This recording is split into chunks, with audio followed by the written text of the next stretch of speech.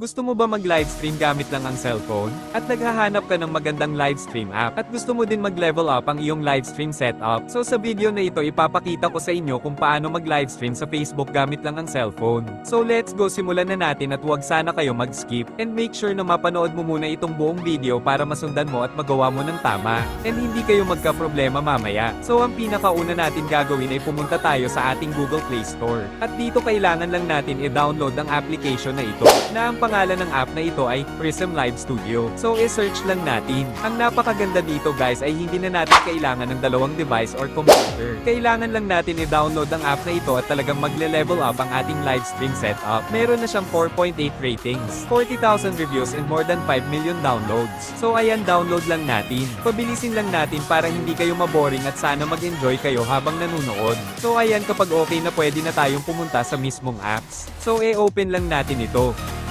And then ito na yung unang makikita natin dito. Dito kailangan muna natin dito mag-sign in. Maraming paraan para mag-login tayo dito. Una, pwede natin piliin yung continue with Facebook. Pangalawa, yung Google account. And then pwede rin kayo dito sa sign up with email.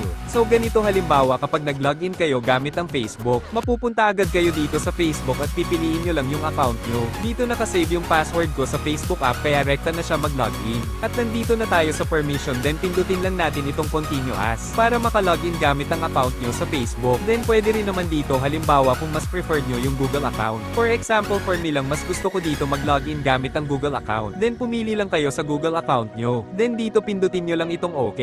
Kailangan nyo lang i-allowed permission para magamit ang Prism Live. Allow Prism Live to take pictures and record video. So yes, while using this app, allow Prism Live to record audio. Then yes, allowed nyo lang itong lahat dahil kailangan natin yan. Like halimbawa is gagamit tayo ng mic or audio pag nagsasalita while in live stream. And also allow Prism Live to access photos and videos on the device. So kailangan din natin to i-allow para mag-add ng picture with live streaming overlay or streamer frame design. At then next mapupunta na tayo dito. Dito pwede nyo itong basahin kung masipag kayo. So dahil tamad tayo, pindutin nyo lang itong close or do not show again. So dito na tayo sa pinaka-menu. As you can see, mapapansin nyo na marami palang feature o pwedeng gawin sa app na ito. Pero ang purpose natin dito is para mag-live stream, so pindutin lang natin itong screen dito sa part na ito. So lalabas agad dito, please allow the launching of Prism Live on top of other apps. Pindutin lang natin itong OK. Then mapupunta tayo kusa dito sa settings at kailangan natin hanapin dito yung Prism app at i-allow din natin. Ang purpose nito is kailangan mag-run yung Prism Live Studio while nasa games tayo or habang naglalaro ay running parehas yung dalawang apps ng sabay. Then naka-display yung streaming app na Prism Live while in games. So pindutin lang natin itong icon. Then dito kung napapansin nyo, may dalawa tayong pagpipilian dito, portrait or landscape. Dahil nga magla-live tayo ng Mobile Legends or Honor of Kings, Call of Duty or PUBG, ang lalaruin natin or iba pa na naka-landscape. So ang gagawin natin dito is i-landscape nyo mismo yung cellphone nyo or device nyo. Or pag nandito na kayo sa part na ito, i-landscape nyo na agad yung cellphone at kusa na siyang mapupunta sa landscape. So para aware kayo na hindi gagana yung pagpindot nyo kung di nyo i-landscape. Then next, pindutin natin ito para mag-set up ng live stream display. Tapos ito na yung pinaka-screen capture natin, so imagine nyo na ito yung makikita sa screen o live stream natin. Then pindutin nyo lang yan kung gusto nyo naman i-set sa baba or sa taas. So mas maganda kung sa gitna. Then pindutin nyo lang ulit. Actually pwede na tayo mag-live stream nito pero gawin natin yung basic setup na magpapaganda ng live stream setup natin. So pindutin nyo lang itong plus sign. Din pwede tayo dito mag-add chat sa screen or maglagay ng display ng comment sa live stream na makikita sa screen. Pindutin nyo lang ito. Pwede ito palitan ng chat color, font and style. Then pag okay na, pindutin nyo lang itong save. Din ito na siya, halimbawa pwede nyo ito ilagay sa gilid ng screen or kung saan nyo gustong ilagay. So liitan natin siya ng konti, din dito natin ilagay sa right portion ng screen. Then pag okay na, pindutin nyo lang ulit. At pagkatapos pindutin nyo ulit yung plus sign. At sa part na ito mag-a-add naman tayo ng image. Maglalagay tayo ng live stream design overlay. So dito pala mga idol, gumawa ako ng stream design sa Canva. Pinaghandaan ko talaga ito para sa inyo at maipakita ko sa inyo. And again, optional lang naman ito at hindi ito kailangan. Pwede naman tayo mag-live stream na walang ganito. So pumili lang tayo dito at pagkatapos pindutin lang natin yung add.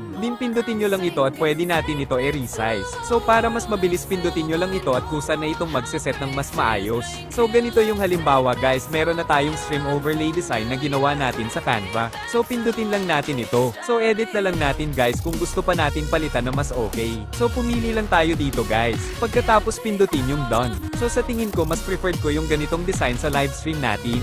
Naglagay lang tayo dito sa baba ng mga logo ng social media platform, so maganda ito kung content creator ka. Para talaga sa'yo itong ganitong design. Din pumindot lang ulit tayo sa gitna. Then pindutin natin itong layer sign.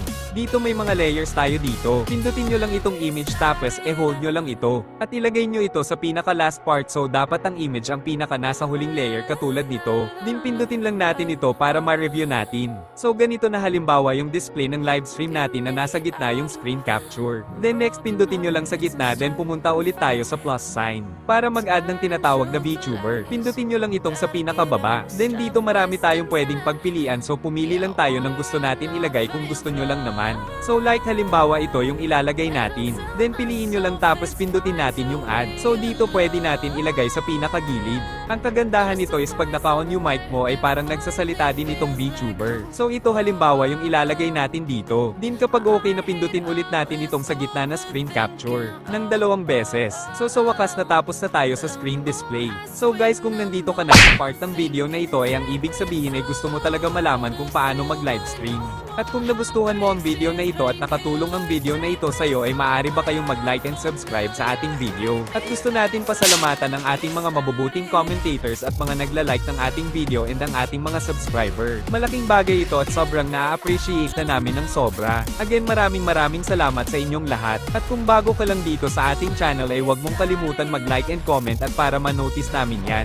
At bilang pasasalamat na rin kung nakatulong ang video na ito sa'yo. Then balik tayo dito. So pindutin lang natin ito. Tapos pindutin natin itong button sign na ito kapag ready na kayo. Tapos mapupunta kayo dito. At pipili lang kayo kung saang platform ba natin gusto mag-livestream. So tayo ang pipiliin natin siyempre is ang Facebook. Dito may 2 choices. So piliin natin itong sa taas na connect to Facebook. Dahil isang cellphone lang ang gamit natin at walang PC. So mapupunta kayo dito kusa sa Facebook app. Then kailangan lang natin mag-login. So piliin lang natin yung account natin. So dito guys, dati nang nakalogin yung Facebook account ko sa Facebook apps. Kaya rekta na itong nag-login. At hindi na tayo nag-type pa ng password. Dito naman sa my channel kailangan naka-on yan at dito kailangan connected sa Facebook. So next pindutin lang natin ito. Dito pwede nyo itong palitan itong caption. Ito na rin yung magiging caption natin or description sa ating Facebook livestream. So nasa sign nyo lang kung ano yung ilalagay nyo. So for example lang ito yung ilalagay natin. Welcome to our livestream, thanks for subscribe. And thank you for joining, so bahala na kayo kung ano ilalagay nyo. Then back na tayo. Next naman is pindutin lang natin yung itong timeline. So siyempre nasa everyone tayo dapat dahil gusto natin naka-public and then pwede naman kung friends lang or then private. Then dito naman kung meron kayong Facebook page ay pindutin nyo lang ito. Then kailangan nyo ulit itong allowed permission. Pindutin nyo lang itong continue. Now pwede na natin piliin yung Facebook page natin, pwede rin naman sa profile lang. Tapos next pwede na tayo bumalik dito. Then again iset nyo lang ito sa timeline kung gusto nyo dito mag-livestream.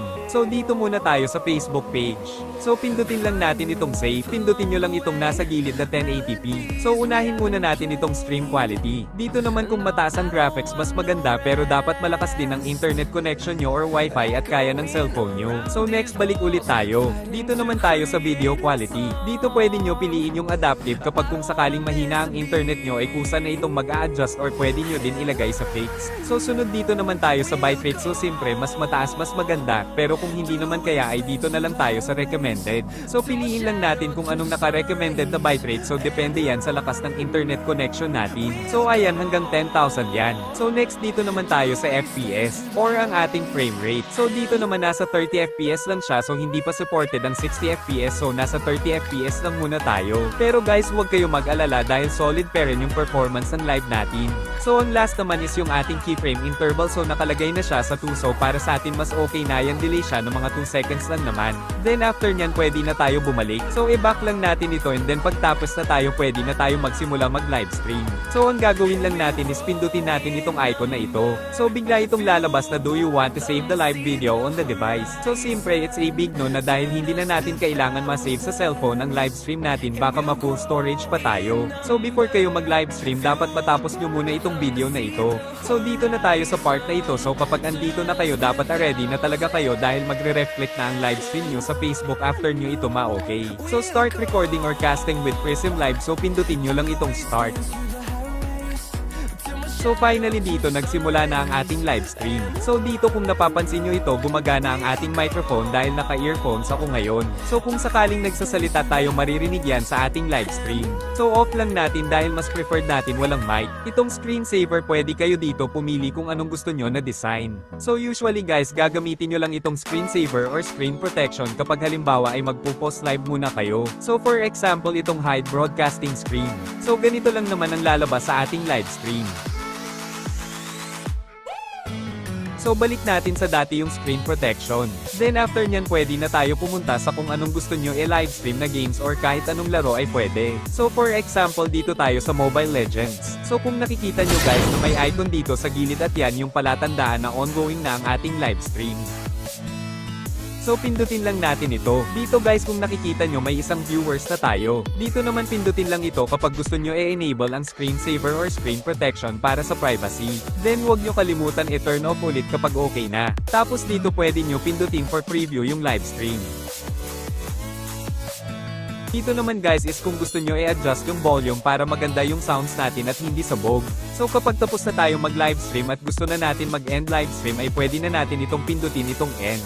Then kung saan na itong mag-e-end livestream. Dito wala na kayong pipindutin pa. At pwede nyo na panoorin ang yung livestream broadcast sa Facebook.